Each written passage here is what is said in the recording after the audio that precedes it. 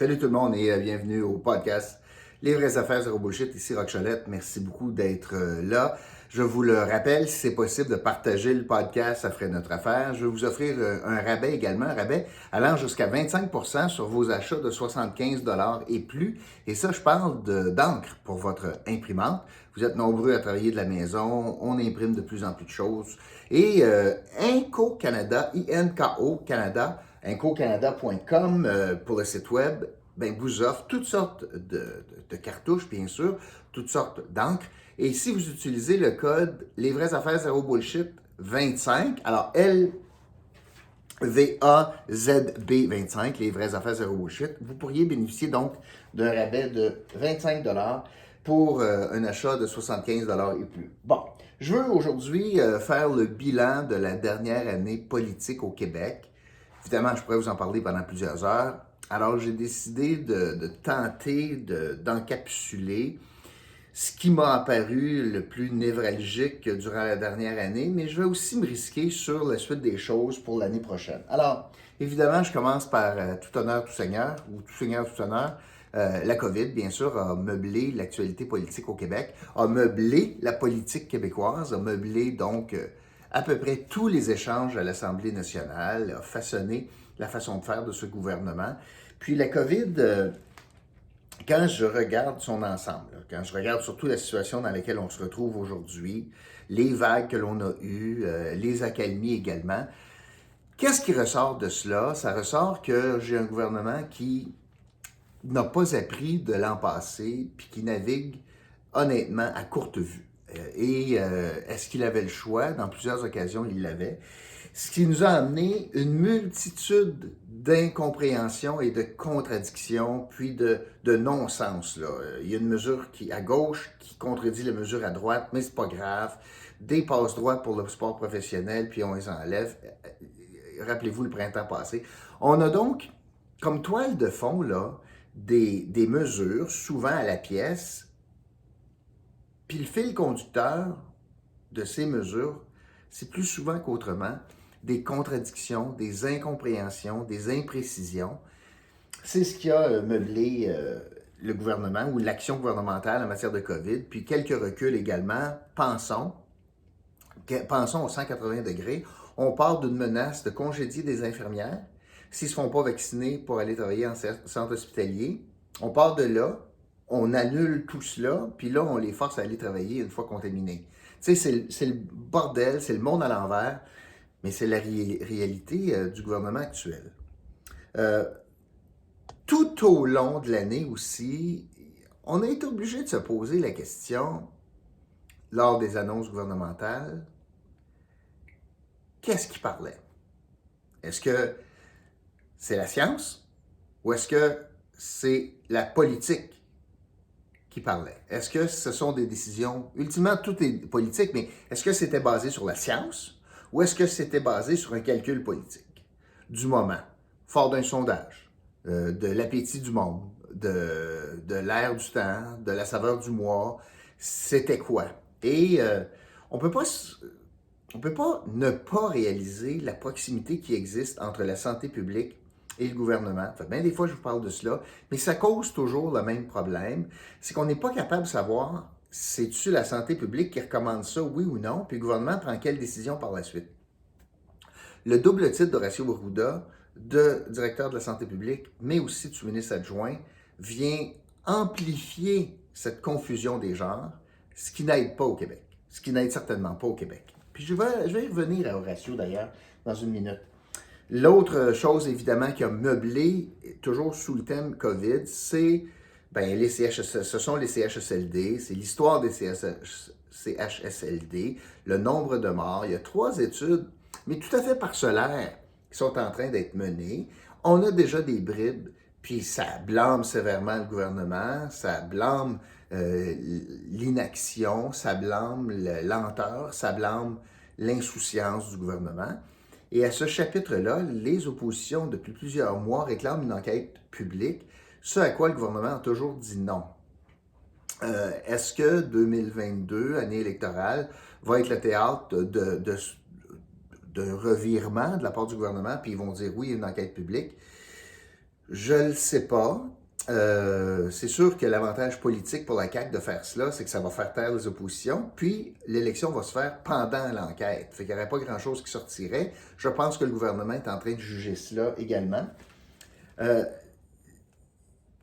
Et toujours dans l'histoire des CHSLD, moi, ce qui m'a beaucoup marqué, c'est le traitement d'omerta que l'on impose à Danielle McCann. Danielle McCann était la ministre de la Santé lors du fiasco. Elle a témoigné devant la coroner, mais le gouvernement refuse qu'elle parle publiquement. Refuse qu'elle parle publiquement et qu'elle réponde aux journalistes ou aux questions de collègues à l'Assemblée nationale parce que c'est le ministre de la Santé actuel qui fait cela. Mais là, on n'est plus dans le game politique, là. Il y a des questions sans réponse, puis c'est elle qui les a les réponses, puis on lui refuse de parler et de répondre à ces questions-là. Ça n'en dit long sur la non-transparence du gouvernement par rapport au CHSLD. Il y aura une deuxième étape à cela et je vais y arriver dans la suite des choses pour 2022. Ce qui est assez ironique aussi, c'est que on est probablement dans la pire situation. 12 000 cas hier. On est en train de mettre du monde malade dans les hôpitaux pour travailler, imaginez. On a une pénurie de main-d'œuvre. Tu sais, malgré le fait qu'on a eu une très bonne opération de vaccination, c'était un bon coup du gouvernement. Puis malgré cela, on a quand même presque atteint, on a atteint hier presque la limite des hospitalisations possibles sans délestage massif. Je dis ça parce que malgré tout cela, il en demeure pas moins, rappelez-vous, que le gouvernement a prononcé un discours inaugural, a décidé d'interrompre la session parlementaire, a fait mourir des projets de loi pour dire, bon, ben on a tourné le coin, il faut regarder vers l'avenir, le pire est derrière nous, go! Alors, ça fait juste quelques mois de cela, pas quelques années. Alors, le gouvernement ou bien était complètement insouciant, ou tous les signaux étaient ouverts, puis ont décidé de dire, bon, ben on est capable de regarder par en avant. 2 mois plus tard, on est dans une situation pire qu'on l'était. Alors, le discours inaugural, il n'y a personne qui se souvient de ça. Puis, honnêtement, c'est un coup d'épée dans l'eau. C'est une munition, c'est une balle dans le fusil qui a été utilisée pour rien. C'était une balle perdue, politiquement, pour la CAQ, cette affaire-là. Je pense maintenant aux oppositions. Je ne serai pas bien long, parce qu'il n'y a pas grand-chose à dire, si ce n'est que c'est la catastrophe pour le PLQ et le PQ. PLQ, se cherche, on s'entend, a perdu ses repères, sont plus capables de dire c'est quoi être un libéral. Et pour vous le prouver, en matière de COVID, ils ne sont pas les gardiens de nos droits individuels puis de la protection du citoyen puis la protection du système de santé. Ils sont invisibles à peu près en matière de COVID. Le parti a tenté de virer à gauche, mais à force de tourner à gauche, tu tournes en rond. Hein? Quand tu braques à gauche tout le temps, ben, tu finis par tourner en rond. Le parti a décidé de renier son passé. Et ça fait quoi? Ben, ça fait 3 affaires. Ça fait que tu te débarrasses de tes députés. Bien là, dans la dernière année, tu as besoin des députés motivés pour confronter le gouvernement. Mais là, tu as démotivé à peu près tout le monde dans ton équipe. Ça fait que tu as des bénévoles à qui tu dis « Hey, tu t'es battu, toi, pour défendre publiquement auprès de tes chums puis tes amis à Noël, il y a 3 ans, 2 ans, 4 ans, la réforme Barrette, puis les mesures d'austérité nécessaires à l'époque. Tu t'es battu pour ça. Bien là, présentement, le parti est en train de te laisser tomber. On est en train de dire « Ouais, finalement, on s'était trompé. » Fait que toi, tu es allé au bat comme militant, imagine. Puis là, on est en train de dire, ben, dans le fond, tu n'aurais pas dû. Fait que là, ça démotive non seulement les députés, mais ça démotive les militants. Puis, ça fait qu'il n'y a plus d'identité. Le parti, là, se cherche. Puis, en disant qu'il renie presque l'entièreté du bilan de Philippe Couillard, ça donne l'argument aux citoyens de dire, on a bien fait des sacrés dehors. Même le parti ne croit plus. Alors, je le répète, je pense que Dominique Anglade sera de passage, mais elle est en train de faire un dommage majeur là, à la formation politique. Puis, c'est pas dans les prochains mois où est-ce qu'on sera encore confronté à de la pandémie qu'elle va être capable de luire comme étoile brillante là, au Québec, comme politicienne. Alors, les libéraux sont dans une grave situation. On prédit un raz-de-marée caquiste aux prochaines élections. Ce n'est pas les libéraux qui vont être dans le chemin, certainement. Pour ce qui est du PQ, c'est un chef complètement ininspirant, qui n'ont qu'un point à l'ordre du jour comme programme gouvernemental, c'est l'indépendance. Alors, je vous pose la question, là. Vous avez une baguette magique, puis vous avez un des chefs, ou enlevez François Legault de là. Vous avez n'importe qui au Québec, vous le nommez chef de l'État québécois, comme premier ministre. Qui parmi vous choisirait puis Paul Saint-Pierre Plamondon? Que ce gars-là, là, demain matin que je donne les clés du pouvoir, là, je pense pas. Fait que le PQ a des problèmes majeurs. Québec solidaire fait... Gabriel Nadeau-Dubois est probablement le politicien le plus talentueux à l'Assemblée nationale. Il fait bien ça, sauf que Québec solidaire parle qu'à son monde. Québec solidaire essaie de recentrer, Gabriel Nadeau-Dubois essaie de recentrer le message vers le centre, ce qui ne passe pas vraiment, essaie d'être plus vert que les plus verts, ce qui est irréaliste aussi. Puis honnêtement, dans le discours de Québec solidaire, on le sent, là, il ne parle qu'avec la perspective Montréal. Toutes les décisions au Québec, c'est en fonction de Montréal. C'est une perspective, on le regarde par la fenêtre Montréal, ce qui fait que pas beaucoup de chance de faire une grande percée aux prochaines élections. D'ailleurs, par rapport à l'année à venir, sur la scène politique québécoise, bien sûr, le projet de loi 96 sur la langue française pour modifier ou moderniser la loi 101 sur la langue. Il y a eu un événement majeur qui s'est produit au Québec qui vient jouer dans ce film-là de la langue française. C'est bien sûr le discours du président d'Air Canada. Alors, le gouvernement a tenté de trouver un compromis entre ceux qui veulent vraiment serrer la vis puis ceux qui disent on vit avec une paix, une certaine paix linguistique. L'équilibre entre les deux, c'est le projet de loi 96. Et ça va passer comme lettre à la poste. Il n'y a personne au Québec qui va dire « c'est trop tough ». D'où les libéraux qui vont perdre encore une fois la chance de défendre une clientèle qui est la leur, les allophones et anglophones. Mais il n'y a personne qui va dire « c'est trop tough », puis voici les écueils. Il y a des écueils en formation professionnelle, au niveau des ordres professionnels. Il y a un enjeu sur la qualité de la main-d'œuvre qu'on attire de l'étranger, etc., etc. Donc, sur des aspects d'immigration.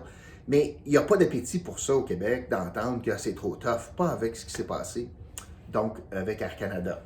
Résultat des courses, c'est que ça sera 96 ou 96+. Puis ça va être un élément marquant là, de la prochaine année électorale parce que le gouvernement va jouer sur la fierté.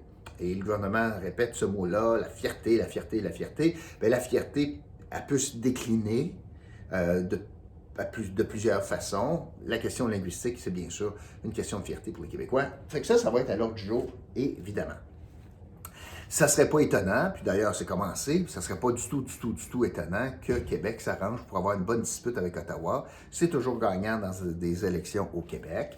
Et cette dispute pourrait, et la CAQ le souhaite, là, cette dispute pourrait avoir lieu autour de la loi 21 sur la laïcité. Encore là, écoute, ça joue dans les cordes de François Legault, fierté, champ de compétences québécois, des champs de compétences au Québec, c'est une décision de l'Assemblée nationale démocratique, etc., etc. Alors, et ça serait le pire cauchemar pour Dominique Anglade, honnêtement, que l'enjeu vire en campagne électorale sur encore une fois la laïcité. Elle a une position absolument épouvantable, Dominique Anglade, par rapport à cela. Et ça jouerait beaucoup, une bonne chicane avec Ottawa, dans les cordes, évidemment, de la CAQ. On va avoir aussi du développement dans la question du développement des places en garderie. Ce qui est absolument inouï, c'est qu'il n'y a personne au Québec qui revendique 100% de l'argent fédéral qui doit être destiné aux garderies, ben, va être dilapidé dans différents postes budgétaires. Puis c'est pas 100% de l'argent qui irait dans les places en garderie. Pourtant, si on mettait 100%, on serait capable d'aller plus vite dans la création des places. Mais ça sera donc un autre sujet. Puis l'autre sujet, bien sûr, qui a un lien avec l'environnement, ben, c'est le tunnel à Québec. La CAQ est pas mal la seule à trouver que c'est une bien bonne idée. Le volume d'auto n'est pas là, c'est pas à bonne place. Ça va favoriser l'étalement urbain. c'est des tonnes et des tonnes et des tonnes de gaz à effet de serre pour la construction, etc. Et la CAQ persiste et signe. Est-ce qu'ils vont persister et signer en campagne électorale pour la prochaine année? Je ne le sais pas. Mais la CAQ est aux prises avec un enjeu là-dessus. Pour la pandémie, il y a deux choses sur l'écran radar, à mon sens. Et ça va arriver dès les premières semaines en 2022. C'est que Marguerite Blais va revenir de son congé de maladie pour épuisement. Puis elle va témoigner, comme Mme McCann l'avait fait, elle va témoigner devant la coroner. Moi, je la connais un peu. Ceux qui ont suivi son parcours vont tous reconnaître que Marguerite Blais est toute, sauf une joueuse d'équipe. Elle a toutes sortes de qualités, mais jouer en équipe, c'est pas une qualité pour elle, c'est pas sa force. Si je lui mettais un gilet du Canadien sur le dos, je vous le garantis, là, il y aurait la face de Marguerite dans le dos, puis il y aurait la face de Marguerite en avant, puis il y aurait son nom décrit partout. Il y aurait peut-être la couleur du bleu, blanc, rouge, mais à peine. Marguerite Blais, probablement, c'est à son dernier mandat. Elle aura réussi à convaincre le gouvernement de faire les fameuses maisons des aînés, puis elle va tirer sa révérence. Question de santé, fort probablement, elle sera capable d'invoquer cela. Mais elle ne partira pas en prenant le blâme des décès dans ces CHSLD. Pas seule, en tout cas. Et dans ce sens-là, elle risque de tirer avec elle. Puis elle l'a commencé, elle a déjà commencé, hein, en point de presse, en disant « c'est pas ma décision tout seul. Demandez au premier ministre pourquoi est-ce qu'on n'a pas mis plus d'argent, etc., etc. » Ce genre de discours-là, on lui reconnaît ça. Alors, ça sera à suivre pour les premières semaines de janvier. Ça, là, sur l'écran radar, le tableau de bord de François Legault, c'est une grosse lumière orange. Marguerite Blais, là, c'est du gros orange. Là. Et elle va dire quoi? On ne le sait pas. Est-ce qu'elle va tirer du monde vers le bas avec elle? Moi, ça m'étonnerait, mais pas pantoute. Dans ce sens-là, je verrai aussi en 2022, moi, le départ d'Horacio Arruda. On le sent fatigué. C'est de plus en plus incompréhensible ce qu'il explique. On le sent que c'est plus lui qui mène les plus pantoutes. Il est toujours en train de demander l'approbation de François Legault quand il veut ouvrir la bouche. Puis je peux comprendre que c'est un homme épuisé, là, avec les mois qui viennent de passer. Ça ne m'étonnerait pas que quand on va sortir de la vague actuelle, qu'on prépare la sortie, que M. Arruda continue d'être un consultant puis conseiller stratégique au prochain directeur de la santé publique, mais ça ne m'étonnerait pas pantoute qu'on voit le départ d'Horacio Arruda dans les prochaines semaines, dans les prochains mois, avant l'élection. On va voir aussi probablement un mini remaniement d'ici l'élection parce que M. Legault va faire le tour de ses ministres pour savoir ceux qui ne reviennent pas. Il y en a qui ont eu des enjeux de santé. Je ne pense pas qu'il y ait beaucoup de monde qui ne reviennent pas, mais M. Legault va peut-être profiter de l'occasion pour dire à ceux, notamment Marguerite Blais, qui ne reviennent pas, ben peut-être que je vais faire un mini remaniement. Évidemment, avec Mme Blais, c'est toujours plus compliqué de faire cela, mais considérant qu'il n'y en a pas vraiment eu de remaniement dans le mandat, c'est peut-être pas impossible qu'il y ait un mini remaniement peut-être au printemps prochain, en fonction de la prochaine campagne électorale. Et bien sûr, l'autre élément qu'on va regarder très attentivement pour cette année électorale, bien, ça va débuter en force avec une élection partielle dans Marie-Victorin, comté laissé vacant par une députée indépendante, mais qui avait été élue au PQ, Catherine Fournier. Maintenant, on a une grosse Pierre Nantel qui se présente au PQ, une grosse pointure. C'est un comté traditionnellement péquiste. C'est en périphérie de Montréal.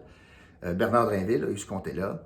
Maintenant, est-ce que la CAQ va réussir à gagner? Si c'est le cas, c'est tout un signal. On sait que le chef du PQ a décidé de ne pas se présenter là. On sait que le Parti conservateur d'Éric Duhaime a décidé de ne pas se présenter là.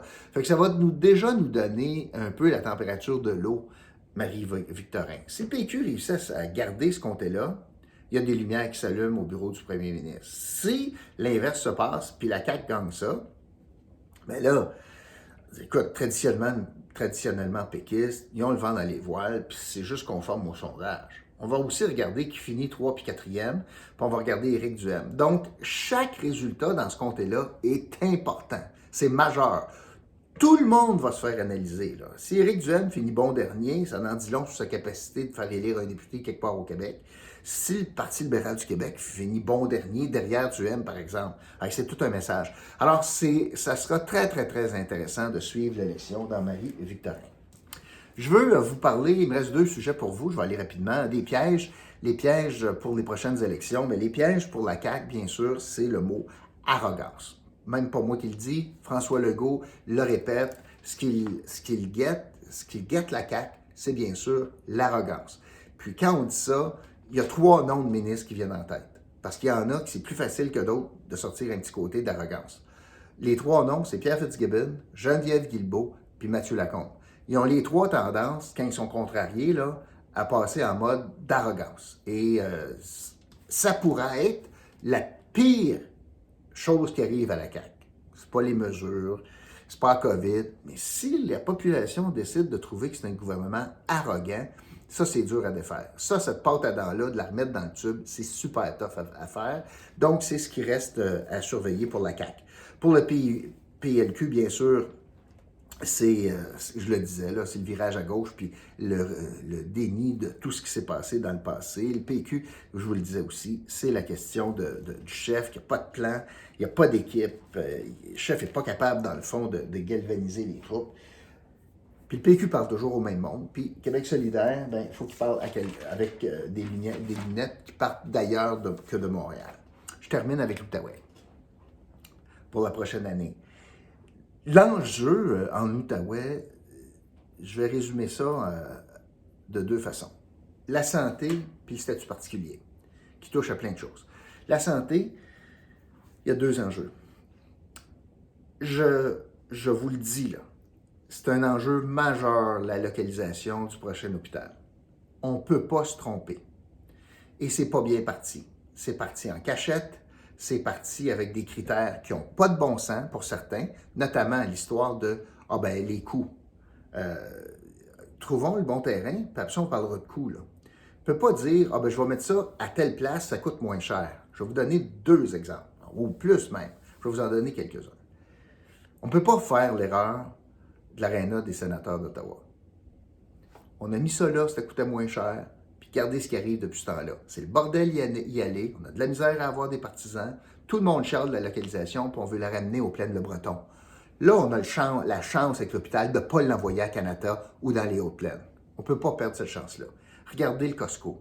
Costco, ça a 5 ans. Ils ont déménagé, ils sont partis aux promenades. Il y en a plein d'exemples comme ça. Pensez-vous vraiment, là, si on avait à décider, metteriez-vous l'hôpital de Hull, l'hôpital de Hull, Sacré-Cœur, metteriez-vous ça au cœur d'un quartier résidentiel, vous autres?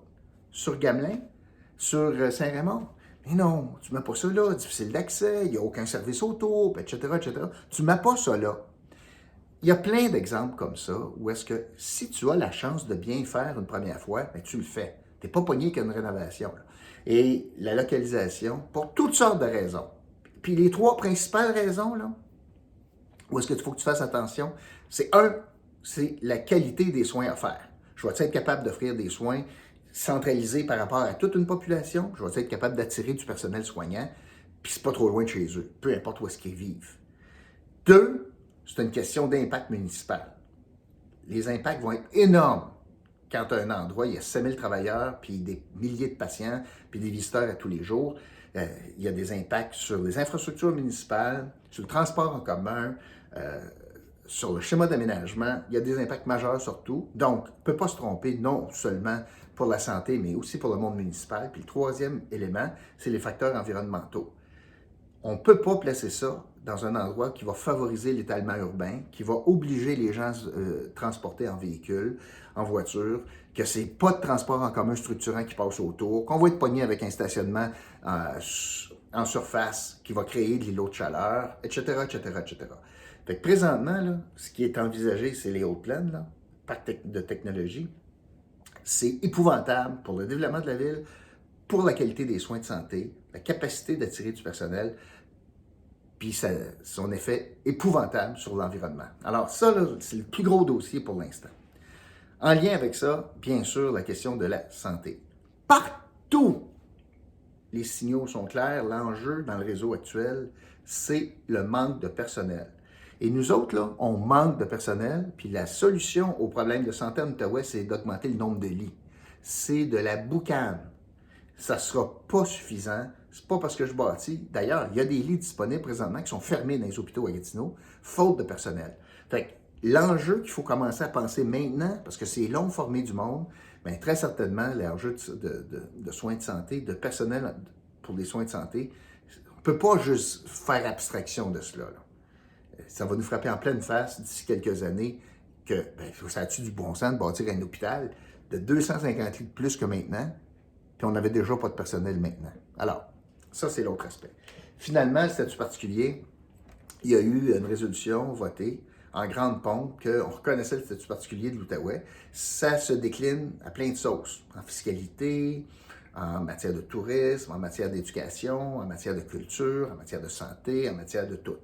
Et ça disait qu'il faut traiter l'Outaouais de façon particulière. Ça veut dire avec des mesures particulières, notamment des statuts particuliers sur plein de mesures, comme on fait notamment avec l'essence, un dégrèvement pour l'essence. Bon, ben, ça c'est pas venu avec le statut particulier de la CAQ. Mais depuis l'adoption de cette résolution-là, il n'y a pas eu une seule mesure, qui est particulière qu'à l'Outaouais. Pas une seule. Fait que si on veut y mettre un petit peu de chair autour de ce os-là, il va falloir commencer à y penser. L'année électorale est une excellente occasion de le faire. Voilà, c'est ce que je voulais vous dire pour le bilan, mon bilan 2021, puis un peu de projection pour 2022 sur la scène québécoise. Donc, je vous donne mon indice du jour que vous allez inscrire dans la description. Vous pourriez gagner 100 $ dimanche. On va faire tirer ça et vous inscrivez le mot Québec dans la description. C'est mon indice du jour. Merci beaucoup tout le monde et je vous retrouve demain pour un autre podcast, Les vraies affaires zéro bullshit. Salut!